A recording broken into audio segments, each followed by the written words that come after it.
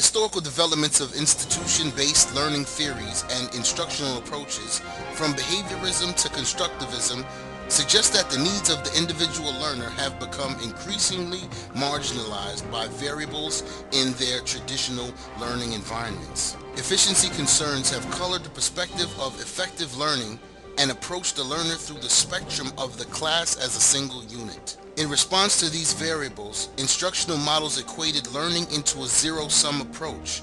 The effectiveness of instruction was determined by the sum total of class achievement and validated by the weighted averages of successful knowledge transfer to the overall unit. Essentially, some students were seen as good learners who achieved sufficient knowledge transfer to fulfill the instructional goal of assimilation to the unit. Others were simply not good students who failed to appreciate the learning objectives and tools, adopt the instructor's perspective, and assimilate to the class. The traditional approach factors the variables of learning styles, preferences, influences, and environmental constraints into the instructional equation, but not into the design or implementation. Simultaneously, it reduced the individual learner to the least common denominator in the class. The focus of instructional goals originates from the instructor's perspective. Learning objectives and tools materialize through the teacher's perceptions of instruction rather than the student's perceptions of learning. Instruction was developed for and directed at the class as a single unit. Ultimately, the individual learner became a subject of the learning. Beholden to the instructor and the variable factors within their learning environment, they became objects to be affected by knowledge. ARMS are student-generated reusable learning objects that provide a comprehensive answer to one of the most enduring questions within education. What's missing? The student is absent, and ARMS will escort them back to learning engagement.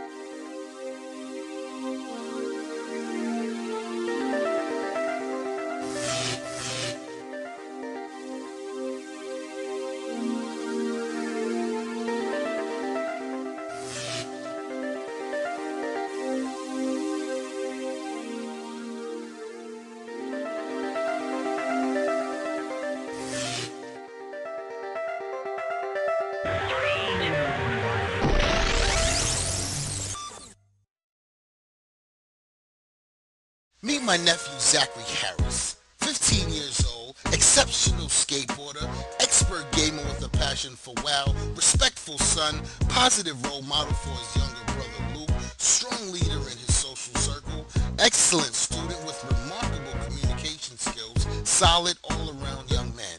Ladies, only 3 more years until he's legal, but he's accepting applications now. On any day of the week, when asked, "What did you learn in school today?" his answer, nothing. This is the problem that he faces. Not because he's distracted, but because he's disengaged. I encouraged him to design a model of his ideal classroom, one that represented his perspective about learning and reflected the relationships between him, his peers, and the teacher. The model that he generated serves as a powerful insight into the shortcomings of traditional learning approaches. It speaks to the absence of his perspective, the alienation of his meaning, the failure of instruction. This is the problem that ARMS will solve. In Zachary's eyes, the teacher is alien to him. Her perspective is estranged from the world that he knows. She peers down at him from high and stands aloof to his needs as a student. Distant from him and his peers, even though her desk occupies a space only a few steps away, Zach views his teacher as an adversary. In Zachary's eyes, he and his peers share a familiar perspective, a similar hue of their existence, a unified front against a common enemy, and a soldiering thirst for engagement. Zach knows his peers as his allies. his comrades. If his instructor only knew the perspective through which Zachary perceived her, she would shudder in fear. Well, the battle lines have been drawn in the likeness of a Roman march, and she is severely outflanked, many learners to one, herself alone, cornered. But hark, the solution lay plain in their midst, in clear view, no less, a treaty of sorts.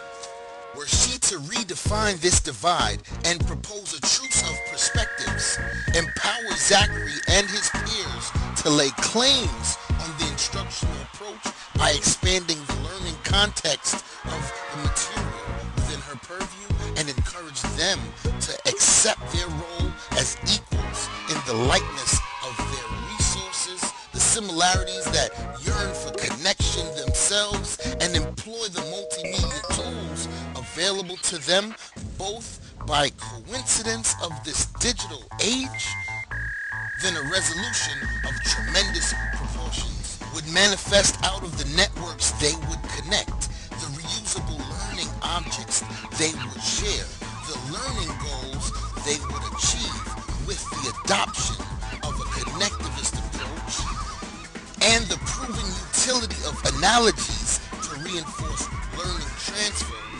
This resolution would lead them to join arms and embrace their power of cooperation, inclusion, and contribution.